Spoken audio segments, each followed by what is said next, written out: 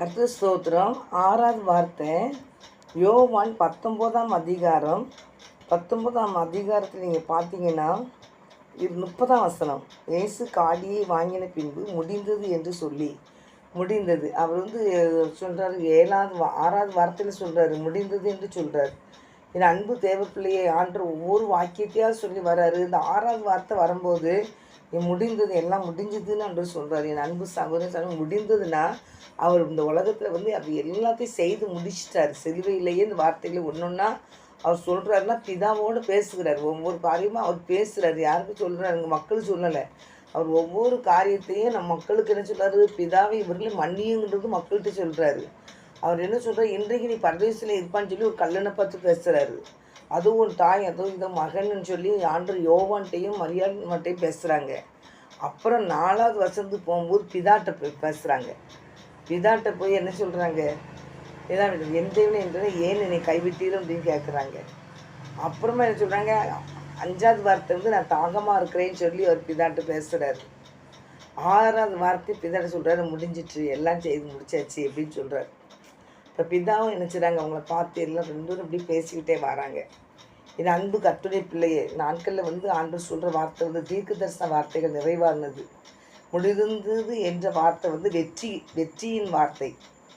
வெற்றி எல்லாத்துக்கும் ஒரு பெரிய ஆப்ரேஷன் நடந்துச்சுன்னா அந்த ஆப்ரேஷன்னால எல்லாத்துக்கும் ஒரு பயம் இருக்கும். ஆனால் அந்த ஆப்ரேஷன் செய்து முடிஞ்சு அவங்களுக்கு நல்லா பிழைச்சிக்கிட்டாங்கன்னா அவங்களுக்கு ஒரு சந்தோஷம் வரும். அப்போ அவங்க முடிந்தது என்று நினைச்சுறாங்க, முடிஞ்சிச்சு, நல்லபடியாக முடிஞ்சிச்சுன்னு சொல்ல மாதிரி ஆண்டு ஒரு திருப்தி படுற அளவில் இந்த வார்த்தை இருக்குது. அவர்கிட்ட இருக்குது முடிந்தது அப்படின்னு சொல்கிறாரு. என் அன்பு தேவ பிள்ளையே, மகிழ்ச்சி தரும் நிறைவான ஒரு வார்த்தை. அவர் இந்த உலகத்தில் எல்லா பிள்ளைங்கள்ட்டையும் ஆண்டவர் பேசுகிறார், பிதாவோட பேசுகிறாரு.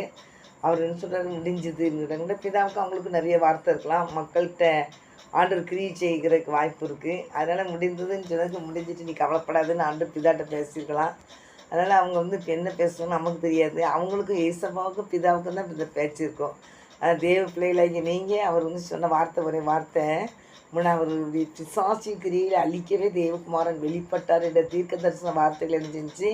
முடிந்தது, சிலுவையை சுமந்து சிலுவையில் வெற்றி எடுத்து பிசாசி கிரியில் அழிச்சிட்டார் ஆண்டவர். பிசாசி கிரியில் அழிச்சிட்டார். வானத்துக்கு பூமிக்கு சகல அதிகாரமும் தேவனுக்கு ஏசப்பட்ட கையில் கொடுத்துருக்கு. அதில் அந்த அதிகாரத்தை வச்சு நம்ம என்ன செய்யலாம், ஜெயத்தை எடுக்கலாம். இன்றைக்கி அந்த அதிகாரத்தை வாங்கிறதுக்கு தான் ஆண்டவர் சிலுவை சுமந்தார், சிலுவையில் பாடுபட்டார், சிலுவையில் அடிக்கப்பட்டார், நொறுக்கப்பட்டார், நிந்திக்கப்பட்டார், அவமானப்படுத்தப்பட்டார், கேலி பொருளாய் நின்னார் சிலுவையில். ஆண்டவர் சிலுவை சுமந்தோட ஜெயம் உள்ள ஒரு வாழ்க்கை வாழணும் பிள்ளைங்கன்னு சொல்லி தான் அது ஒரு ஜெயத்தை ஆண்டவர் எடுத்தார். சாசிகரை அழிக்க தெய்வகுமாரன் வெளிப்பட சாசிகரை அழிக்கப்பட்டதுனால உலகத்தின் அதிபதி விசுவாசம் இருக்கலாம். ஆனால் இயேசுவின் நாமத்தில் நினச்சிடலாம், ஜெயத்தை நம்ம எடுத்துடலாம்.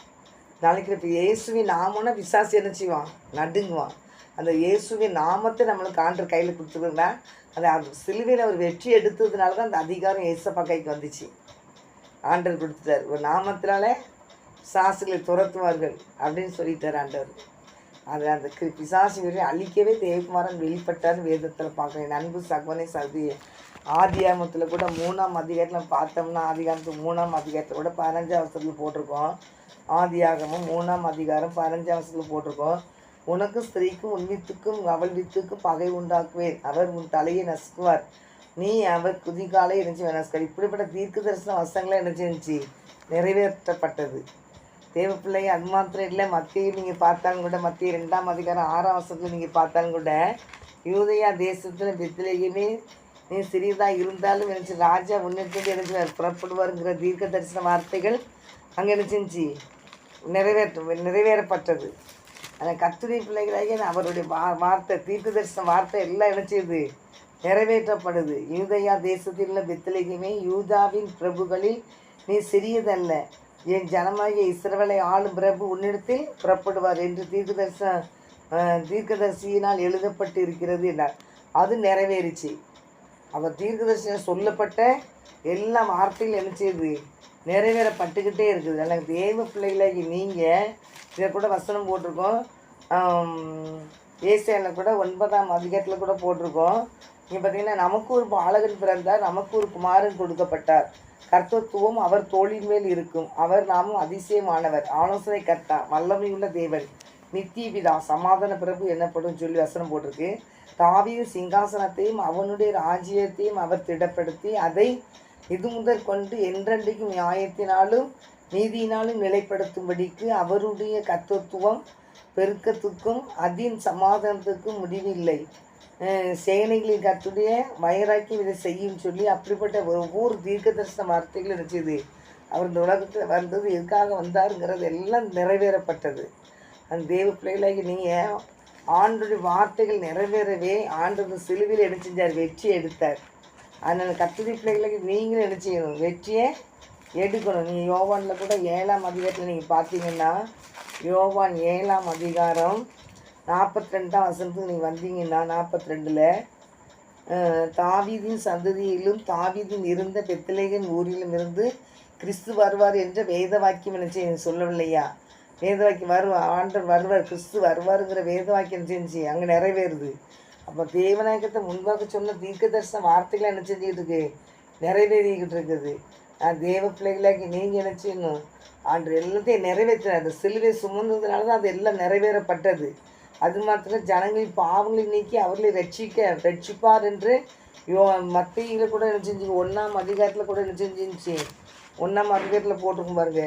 இந்த 1ஆம் அதிகாரம் 21ஆம் வசனத்தில் அவள் ஒரு குமாரனை பெறுவாள், அவருக்கு இயேசு என்று பெயரிடுவாயாக, ஏனெனில் அவர் தமது ஜனங்களின் பாவங்களை நீக்கி அவர்களை ரட்சிப்பார் என்றார். தீர்க்கதரிசியின் மூலமாய் கர்த்தராலே உரைக்கப்பட்டது நிறைவேறும்படி இதெல்லாம் என்ன செஞ்சு நடந்துச்சு. அவள் ஒரு கன்னிகை ஒரு கற்பதியாகி ஒரு குமாரனை பெறுவாளுங்கிற வாக்குத்தத்தை என்ன செஞ்சு நிறைவேறப்பட்டது. அதனால் தெய்வ பிள்ளைகளை யாராக இருந்தது தான் ஆண்டர் தீர்க்க தரிசனம் வர வார்த்தைகளை என்ன செஞ்சது? நிறைவேறிக்கிட்டு இருக்குது. எல்லாம் நிறைவேறுது. அது எல்லாம் ஆண்டர் செஞ்சால் செய்து முடித்தார். செய்து சிலுவையில் வெற்றி எடுத்தார். பல பாடுகள் மத்தியில் தான் அவர் அந்த வெற்றியை பிளேஸில் யார் என்ன செய்ய முடியாது, எடுக்கலை. அவர் பாடுகள் பட்டு வேதனைப்பட்டு நொறுக்கப்பட்டு இந்த மத்தியான உச்சி வெயிலில் அவர் மக்களால் கேள்வி பொருளாக நின்று அவமானப்படுத்தப்பட்டு தான் இந்த சிலுவையை நினச்சினார் வெற்றி எடுத்து முடிந்தது. எல்லாம் முடிஞ்சிட்டு இல்லை அந்த உலகத்தில் இருக்கிற காரியம் எல்லாம் முடிஞ்சிட்டுன்னு சொல்லி ஆண்டவர் சொல்கிற பெரிய வார்த்தை, வீர முழக்கமான ஒரு வார்த்தை, வெற்றியின் வார்த்தையை நம்ம நினச்சிக்கிறோம், பார்க்குறோம். அதனால் தேவ பிள்ளைகளை நீங்கள் நமக்காக ஒரு யாவையும் செய்து முடிச்சிட்டார். நமக்காக என்ன செய்ய கர்த்தர் எனக்காக யாவை செய்து முடிப்பார் வசனத்தின்படி நமக்காக ஒரு யாவை செய்து முடிச்சிட்டார் ஆண்டவர். அதனால் தேவ பிள்ளைகளை நீங்கள் ஆண்டர்கிட்ட சொல்கிற வேத ஆண்டர் சொல்கிற காரியம் என்ன? யோவான் 14ஆம் அதிகாரம் 30ஆம் வசனம், உலகத்தின் அதிபதி வருகிறான், அவனுக்கு என்னிடத்து ஒன்றுமே இல்லை, ஏன்டா அவனுக்கு விசுவாசம் என்கிட்ட ஒன்றுமே கிடையாது, நான் ஜெயத்தை எடுத்துட்டேன். அந்த வீர முழக்கம் தான் முக்கியம். தேவ பிள்ளைகளாகி நீங்கள் இந்த உலகத்தில் வந்திருக்கிறீங்க. ஆண்டர் நமக்கு முன்னால் எல்லாத்தையும் ஜெயத்தை எடுத்துட்டாரு, எல்லாத்தையும் முடிச்சிட்டாரு. அதனால் நீங்கள் எதையும் குறித்து கவலைப்பட வேண்டியதில்லை, எதையும் பார்த்து பயப்பட வேண்டிய அவசியமே இல்லை. சர்ப்பங்களையும் தேயிலையும் மிதிப்பீர்கள், சத்துரின் சகல வல்லமையும் மேற்கொள்ளுவீர்கள், அவைகள் ஒன்று உங்களை சேதப்படுத்துவது இல்லைன்னு ஆண்டவர் சொல்லியிருக்கிறார். ஏண்டா அந்த எல்லாத்தையும் சேதப்படுத்துகிற மாதிரி சூழ்நிலை எல்லாம் சிலுவையில் எடுத்துட்டார். சாசின் அதிகாரம் எல்லாத்தையும் சிலுவையில் செஞ்சார் ஆண்டவர், எடுத்து அகற்றி போட்டார். அதான் சொல்ல துறைத்தனங்களையும் அதிகாரங்களையும் கொண்டு நினச்சின்னு சிலுவையிலே வெற்றி சிறந்தான் வேதத்தை பார்க்குறோம். கொலைசியர் 2ஆம் அதிகாரத்தில் கூட 14-15 நீங்கள் பார்த்தீங்கன்னா, கொலைசியர் 2ஆம் அதிகாரம் 14-15 நீங்கள் பார்த்தீங்கன்னா பார்க்குறேன். 2ஆம் அதிகாரத்தில் போட்டு 14-15 நமக்கு எதிரிடையாகவும் கட்டளைகளாகவும் நமக்கு விரோதமாகவும் இருந்த கையெழுத்தை குலைத்து அதை நடுவில் இராதபடிக்கு எடுத்து சிலுவையின் மேல் என்ன செஞ்சார்? ஆணி அடித்து துறைத்தனங்களையும் அதிகாரங்களையும் உரிந்து கொண்டு வெளியரங்கமான கோலமாக்கி அவைகளின் மேல் சிலுவையிலே வெற்றி சிறந்தார். சிலுவையில் என்ன செஞ்சார்? வெற்றி சிறந்துட்டார். அதனால் தேவ பிள்ளைகளை நீங்கள் என்ன செய்யணும்னா, அவர் சிலுவையில் வெற்றி சிறந்தனால எதையும் குறித்து பயப்படாதீங்க, தைரியமாக நீங்கள் என்ன செய்யுங்க, வீரர் நடந்தாங்க. யுத்த வீரர் நமக்கு முன்னால் என்ன செய்றாரு? சிலுவையில் ஜெயத்தை எடுத்தது யுத்த வீரர் நமக்கு சொல்கிறாரு, நீ சும்மா இருங்க, நான் உங்களுக்காக யுத்தம் பண்ணுவேன்னு சொன்ன கர்த்தர் எல்லா வகையிலையும் எல்லா பிள்ளைகளுக்கும் சொல்கிற வார்த்தை தான். அதனால் கட்டுரை பிள்ளைகளுக்கு முன்பாக இருந்து எல்லாத்தையும் ஒரு ஜெயத்தை எடுத்து சிலுவையில் இன்றைக்கும் ஏசப்பா என் முன்னால் இந்த காரியத்தை எனக்கு நான் ஜெயத்தை எடுக்கணும், இந்த எனக்கு விரோதமாக செயல்படுற எல்லா காரியங்களையும் கர்த்தர் அள்ளிட்டு போடுங்க, வல்லமையை வெளிப்படுத்துங்கன்னா அன்ற அதே காரியத்தை வல்லமையை அனுப்பி கர்த்தர் கிரியை செய்வார். அதனால் அப்படிப்பட்ட பாக்கியத்தையும் ஸ்லாக்கியத்தையும் தந்து நம்மளை ஆசீர்வதிப்பாராக. அவர் 6வது வார்த்தை முடிந்ததுன்னு சொன்ன தேவன் சிலுவையில் எல்லாத்தையும் செய்து முடிச்சிட்டாரு. அதனால் தேவ பிள்ளைகளை நாங்கள் அறகுறையாக அன்று போகல, அவ்வளோ வேதனைக்கு மத்தியிலையும் நமக்காக என்னென்ன செய்யணுமோ அவ்வளோத்தையும் செய்து முடிச்சுட்டாரு. அதனால் தேவ பிள்ளைகளாகி நீங்கள் நல்ல ஆண்டு பயந்து நடங்க, வெற்றி எடுங்க, ஜெயத்தை எடுங்க. ஏதோ ஒரு கிறிஸ்தவ வாழ்க்கை வாழ்கிறோம் வாழாதபடி கிறிஸ்தவ வாழ்க்கைனா ஜெயமுள்ள ஒரு வாழ்க்கை. ஜெயமுள்ளவனே நினச்சினார் அவருடைய ஆலயத்தில் தூணாக்குவேன் என்று சொல்லியிருக்கிறாரு. அதனால் கர்த்தருடைய பிள்ளைகளாகிய நமக்கு ஜீவ கிரீடத்தை அன்று வைத்திருக்கிறார், வாடாத கிரீடத்தை வைத்திருக்கிறார், நீதி கிரீடத்தை வைத்திருக்கிறார். நிறைய கிரீடங்கள் இருக்குது. அதனால் அப்படிப்பட்ட கிரீடங்களை நம்ம பெற்றுக்கொள்கிற பிள்ளைகளாக நம்ம ஓடுகிற ஓட்டம் ஆசீர்வதிக்கப்பட்ட ஓட்டமாக நம்ம ஓடுகிற ஓட்டம் தேவன் சந்தோஷப்படுகிற ஒரு ஓட்டமாக நம்ம மூலமா இருக்கணுமே தவிர நம்ம எக்காரணத்து கொண்டு நினைச்சக்கூடாது, அவரை வேதனைப்படுத்துகிற கூட்டமாக இருக்கக்கூடாது. அதனால் தேவன் நான் கத்த அப்படிப்பட்ட கிருபையை பாக்கியத்தை கற்று தந்து எல்லாத்தையும் ஆசீர்வதிப்பாராக. முடிந்ததுன்னு சொன்ன தேவனாய் கத்த எல்லாத்தையும் முடித்து தந்தார் நமக்கு. இப்படிப்பட்ட கிருபையை பாக்கியத்தையும் கத்த ஒவ்வொரு பிள்ளைகளுக்கும் தருவாராக. ஆமென்.